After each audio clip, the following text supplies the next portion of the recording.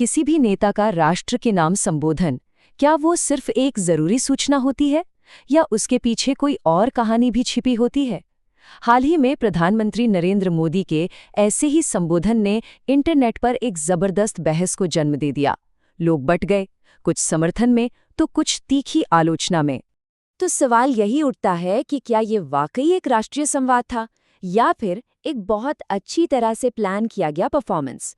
आज हम एक वायरल हिंदी वीडियो में दिए गए तर्कों को एक एक करके देखेंगे, जिसमें दावा किया गया है कि ये सब कुछ एक नाटक था। हमारा काम सिर्फ उस वीडियो में पेश किए गए दावों और सबूतों का एक निष्पक्ष विश्लेषण करना है। तो चलिए उस वायरल वीडियो के पहले पॉइंट से शुरू करते हैं। खुद प्रधानमंत्री के भाषण का कंटेंट और उसका मकसद क्या था। वीडियो का सबसे पहला सवाल यही है कि भाई, कोई उस चीज के लिए माफी क्यों मांगेगा जिसे कुछ ही महीने पहले एक बहुत बड़ी जीत की तरह मनाया गया हो। आलोचकों के लिए ये वो पहला पल था जो उन्हें थोड़ा खटका और उनका शक और भी गहरा हो गया। और फिर वीडियो एक खास नंबर पर बहुत ज्यादा फोकस करता है, 58। तो ये 58 क्या है? ये उतनी बार है जितनी बार 29 मिनट के भाषण में कांग्रेस शब्द का इस्तेमाल हुआ। वीडियो के मुताबिक बस यहीं पर एक राष्ट्रीय संबोधन विपक्ष पर एक सीधा राजनीतिक हमला बन गया। उनका तर्क ये है कि इससे भाषण का मकसद देश की जनता से बात करने की बजाय पूरी तरह से चुनावी हो गया। अब ये एक बहुत ही संगीन आरोप है। वीडियो इस बात के लिए प्रधानमंत्री की कड़ी आलोचना करता है कि उन्होंने बिल पास होने में हुई दशकों की देरी की तुलना कन्या भ्रूण हत्या जैसे संवेदनशील मुद्दे से की।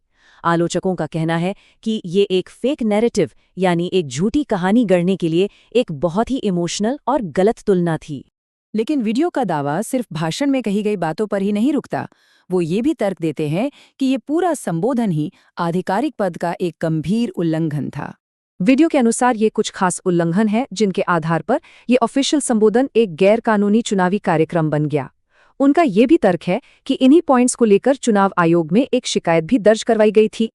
वीडियो में सोशल मीडिया पर शेयर की गई कुछ तस्वीरों पर भी सवाल उठाए गए हैं, जिनमें समर्थक और अधिकारी भाषण देखते हुए नजर आ रहे थे। आलोचकों ने कुछ तस्वीरों के समय और माहौल पर सवाल खड़े किए, जिससे उन्हें लगा कि ये सब एक सुनियोजित प्रचार अभियान का हिस्सा था। अच्छा, अब भाषण से आगे बढ़ते हैं। वीडियो एक और घटना पर हमारा ध्यान खींचता है, जिसे एक और सबूत के तौर पर पेश किया गया है। प्रधानमंत्री का अचानक से एक स्ट्रीट फूड स्टॉल पर रुकना, जो पहली नज़र में बड़ा ही स्वाभाविक लगता है। तो जो पल एक नेता का आम जनता के बीच एक सहज पल लग सकता था, उसे आलोचकों ने एक बहुत ही सावधानी से तैयार किया गया पीआर स्टंट बताया। चलिए देखते हैं कि वो इस नतीजे पर आखिर पहुंचे कैसे। वीडियो के मुताबिक इस पूरे इवेंट का सबसे बड़ा विरोधाभास यही था। जो नेता लगातार डिजिटल इंडिया और यूपीआई को बढ़ावा देते हैं, उनका एक छोटी सी पेमेंट के लिए कैश का इस्तेमाल करना आलोचकों को थोड़ा अजीब लगा।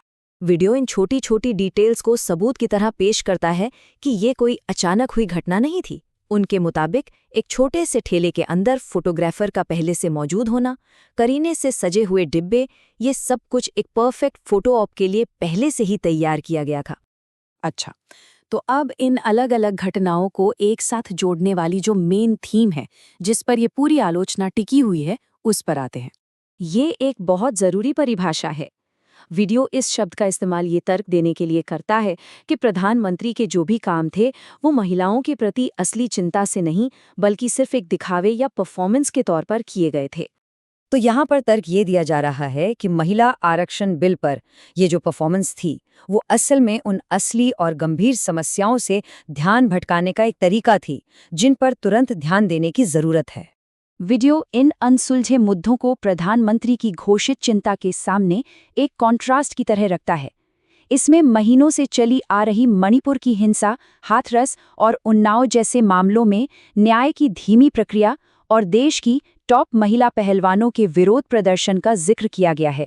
और अब आते हैं हम स्रोत वीडियो की आखिरी आलोचना पर, जो काफ़ी पर्सनल है और दिखावे के इसी आइडिया को और आगे ले जाती है। ये एक बहुत ही सीधा आरोप है। वीडियो ये दावा करता है कि प्रधानमंत्री अलग अलग राज्यों और वहां के लोगों के साथ जुड़ने के लिए मेकअप के जरिए अपनी त्वचा का रंग बदलते हैं, जो उनके अनुसार राजनीतिक कैलकुलेशन का एक और लेवल दिखाता है। इस कथित स्ट्रैटेजी का मजाक उड़ाते हुए वीडियो सोशल मीडिया पर की गई इस व्यंग्यात्मक टिप्पणी को दिखाता है, ये बताने के लिए कि आम लोगों के बीच इस पर किस तरह की बातें हो रही थीं। तो इन सभी पॉइंट्स को अगर एक साथ जोड़ दें तो इस वायरल वीडियो का जो निचोड़ है वो ये है कि महिला आरक्षण बिल पर दिए गए भाषण से लेकर झालमुड़ी खाने और त्वचा के रंग में कथित बदलाव तक सब कुछ एक बड़ी स्ट्रैटेजी का हिस्सा था ताकि मणिपुर जैसे जरूरी मुद्दों से ध्यान हटाया जा सके। और ये पूरा विश्लेषण हमें एक बहुत बड़े सवाल पर लाकर खड़ा कर देता है। आज के डिजिटल दौर में जब हर एक्शन को देखा और परखा जा रहा है, तो एक राजनेता के असलीपन और उसकी सोची समझी इमेज के बीच की बारीक लाइन को कैसे पहचाना जाए, ये एक ऐसा सवाल है जिसके बारे में हम सबको सोचने की जरूरत है।